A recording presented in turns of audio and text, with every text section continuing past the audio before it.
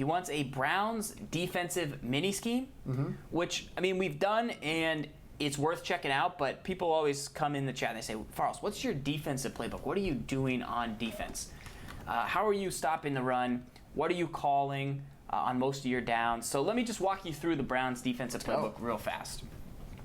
For most every down defenses, I come out in the 3-3-5 wide. Okay. I like to build my team towards nickel because for the most part, you can always move the D ends to defensive tackle, and you can move linebackers to D end, and you generally have one extra corner you can find a spot for.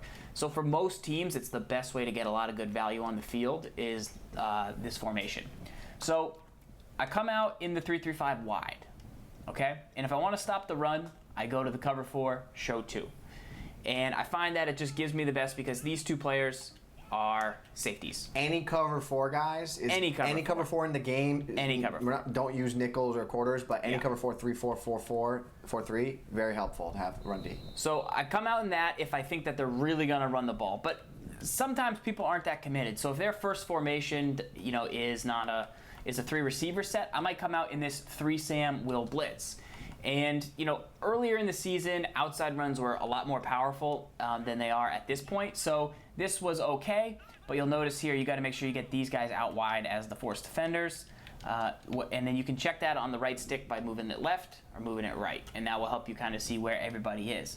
But I come out in this play, if I don't think they're really going to run. The reason I don't is because you're a little weaker in the middle if you call that. And then you can drop back with the middle linebacker and user. If I really think they're going to run, I'll bring the safety down. Like if I think they're going to run, I'm in this, I'll do this. Do you ever drop all your linebackers in hooks and just rush 3?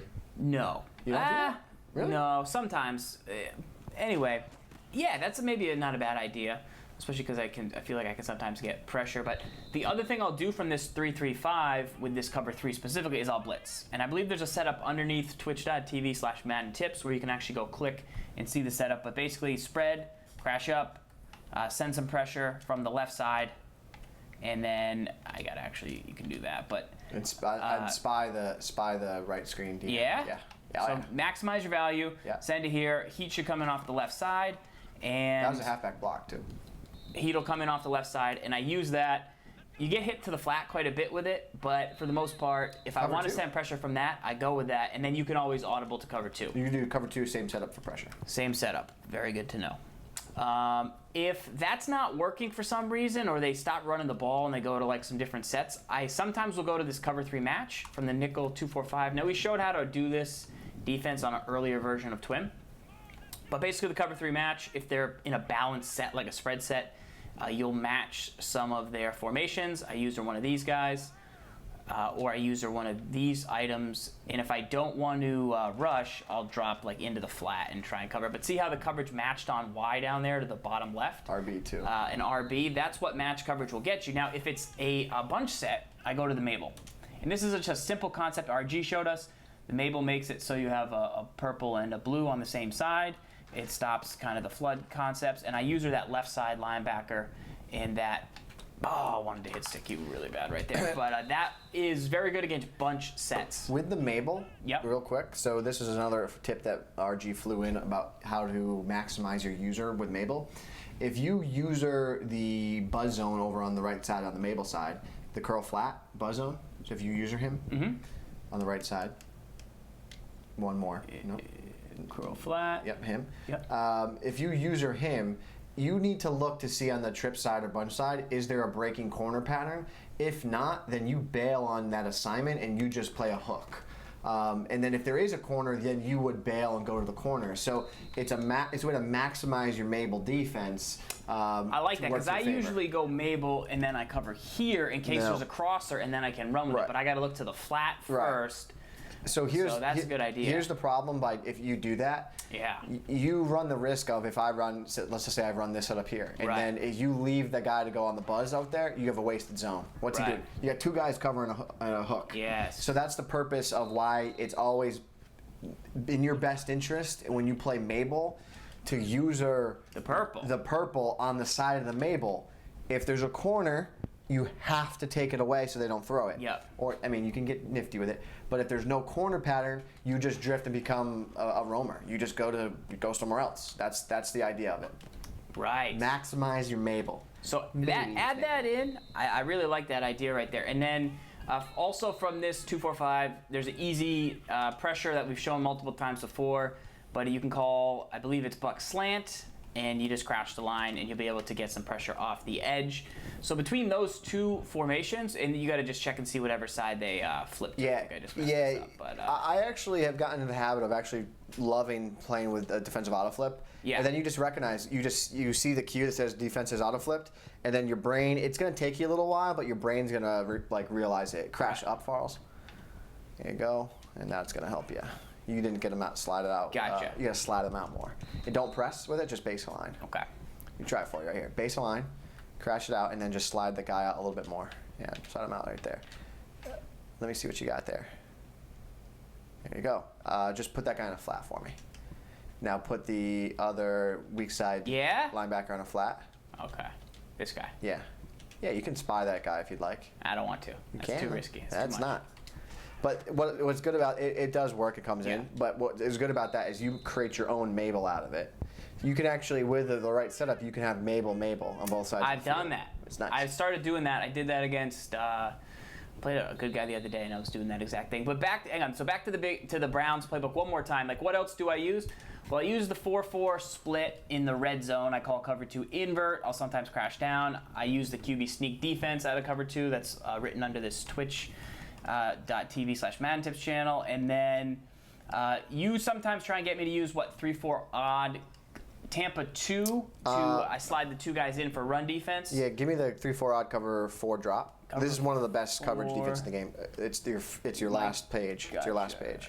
Cover 4. Drop show 2 right there. All right. So it's one of your best pure coverage plays in the game. So this is the way I run it. This is my run defense now. I do baseline. New band name, maximize your Mabel. Yeah, maximize your Mabel, it is. Spread your linebackers. Okay. Pinch your defensive line. Okay. Crash it down. So what ends up happening when that guy slides over at the end, you get your interior linemen to go one-on-one with all the interior offensive linemen. So it's really good for pass rush because if they play and get a win right away, then they get in, and there's no double team typically. So that's what's good about that. And then you have a lot of zones, and you can quickly go from I'm going to protect everything flat to I'm going to give you everything flat real quick with a coverage audible down, coverage audible up with a quick flick of the stick. Like you can play hard flats and you'll cover the flats. And then see how you get one-on-one matchups, and you got big hog mollies up front. You get your biggest and baddest pass rushers. That's the way to go. This is a great way to play up coverage. This is the new coverage defense that we have in Madden, where yesteryear was rush 1 and use a spy, right? That's the new style coverage. Little 3-4 right there, and then you got 4-4. We talked about. You have both of these two formations. And then I go to the big down 1-4-6 if I want to call man-to-man. Obviously, I add, I would sub in some guys. This is a safety, so I'd sub him out for a corner. I'd make sure I put my first safety who drops down there back up at the top right safety. And then you have dollar, which is very similar to the big dime. I know you're trying to get me to make the switch, but dollar, you can run a little dollar bit different. You can run dollar the same way you would run the 3-4 odd with the pinch and coverage. So, those are your options from this Browns playbook. I really think it is one of the better ones. Just got a good mix of everything, and this 3-3-5 wide is popular. And, you can always drop down to the 4-4 if you need more beef, and then you can always go up to the big dime if they're not really running and you want to try and mix them up with man, or you want to call some cover 4. I think dollar also has a better Mabel, which is actually called the cover 3 drop show 2. That's how you get the Mabel for That's a really good dollar. one. I love using the nickel 3-3-5 wide in the red zone. So my red zone D, just to give you a red zone, go back up to this. It's the cover 3 play you come out. You use this one. The Samuel blitz. So the move I use here is I just press, and then in the red zone, I think I talked about it last week, but I would drop the linebackers, hook zone all linebackers. Okay. Crash your line. So RB right stick up, crash my line down. And then flat zone the outside corners. And let me see your setup. Yeah. So this is my red zone D, and I use the deep safety. I like it. For extra run support, I would just literally click on the middle linebacker and just blitz them in like the gap I think they're gonna go. Like I wouldn't get them there. I'd put them in a gap. and I blitz him, and then because I want him to attack, and then I would attack fullback dive. I would and then attack you the other that, gap. maybe, Correct. So that's my red zone D. Yeah. And for the most part, like it does a really good job. And what's cool is you got the buzz zones that play match. Right. So you're gonna have two guys that play like hybrid if it's appropriate. You got a bunch of guys hooks. You got the flats cut. Like there's a lot going on, and it's overall pretty good run defense. So nice. Yeah. All right, guys. Those are some plays from the Browns' defensive playbook. Now, if you watch and you always want to know what exactly is he doing, those are the kind of things that I'll do. I'll make adjustments off of it, but those coverages and that for first down defense, pass defense, what's a blitz. And then what's in the red zone, those will help you out quite a bit. You make a lot of adjustments like off of that. That's what you like about it. You feel good about being able to drop guys in different places and keep your pass rush good. Definitely.